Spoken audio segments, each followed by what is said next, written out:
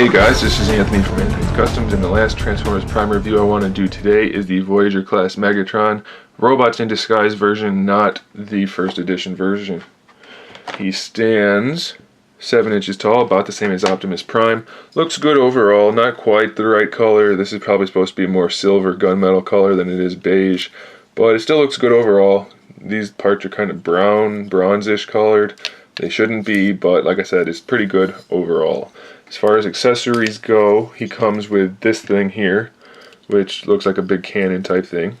And if you push this in, that little red light swings out. It doesn't look red really in the camera, but it is a red light, swings out and lights up part of the sword, part of the gun, which is okay. The light, I think, should have been inside the center part. That would have been cooler and much easier for them to make, but they put it down there. These swing out like a sword.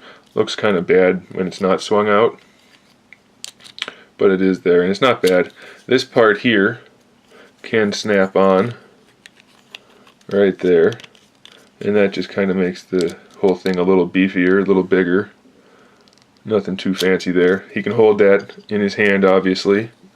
It goes in his hand or on his forearm or on that part of his forearm, or when you're not using it, you can peg it in to his back right there.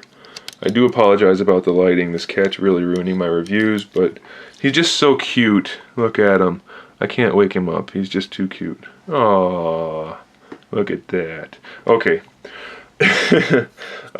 This isn't only for the gun, this claw thing here. Unpeg that, and you can fold his hand in. As you can see, I already did that. His hand's normally out. It doesn't fit like that. You fold the hand in, and you can peg this on his forearm. And he's got the battle claw or something like that. I don't know what they call it on the packaging, but that's pretty cool. It looks nice, and I would probably display it like that. Maybe put the gun in his hand on that side and display him with both weapons, or just leave this on his back to get it out of the way, because it looks kind of like a thruster that way, and it's not bad. Just like Optimus's accessory, this one doesn't have any snapping feature. There's no way. My finger was in the way. There's no way once you have it like this to keep it that way. There's no button, there's no nothing to do that. I don't like that.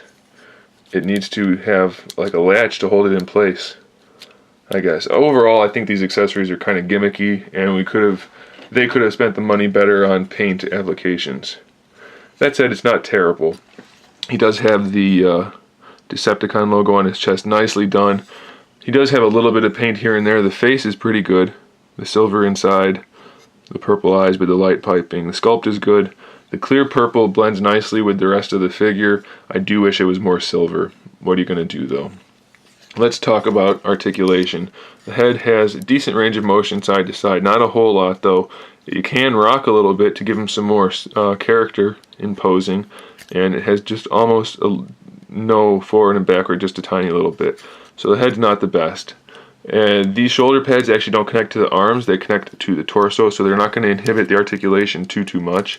You can get the arms all the way out. They have a ball joint in there. As you can see right here, just an elbow pivot. No swivel in the bicep. The swivel is in the forearm. So that does limit the articulation a little bit. And the hand, as I showed you, is just on a pivot for transformation and for using the claw. So not as much articulation in this guy's arms as some of the other figures. Does look good though, overall. No waist twist, no other articulation in the torso. The thighs are on a ball joint like normal. Thigh swivel built in. This does cup over the joint so it hides it nicely. Single jointed knee, full range of motion, more than 90 degrees, so that's nice. These kind of tuck in there. I kind of wish they stuck out a little bit more though, forward. Not a big deal. No articulation in the shin at all. The only articulation in the foot itself is that. So it's pretty useless. No ankle rocker, no real useful articulation.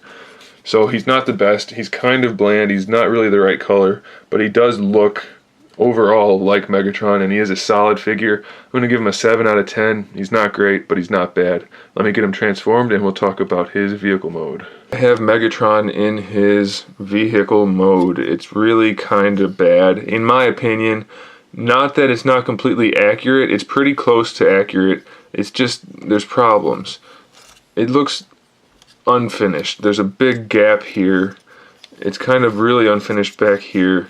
The gun thing just kind of rests on top of the head that sticks up there, so it doesn't seem very finished there. And I didn't care for the transformation. It's unfinished up here. It's not, if you just wanted to display it like this, it looks pretty accurate. It's not horrible. You've got some decent paintwork, even though the molded plastic's not really the right color. It's not bad in general, it's just not any good. And there's the way the weapon works, which is okay. The light still comes through as it did before, but it's just kind of awkward looking. Not nearly as smooth and fluid looking as it is in the show. So I'm not particularly pleased with it. It's not terrible, but it's not good. I'm going to give it a 6 out of 10. It's just kind of awkward. I would never display this in the vehicle mode.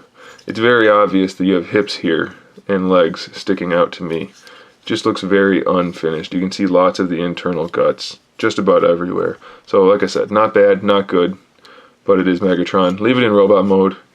That's my opinion, and it'll look better. So there it is. Alright guys, thanks for watching. Stay tuned for the rest of the videos, and in the meantime, keep collecting.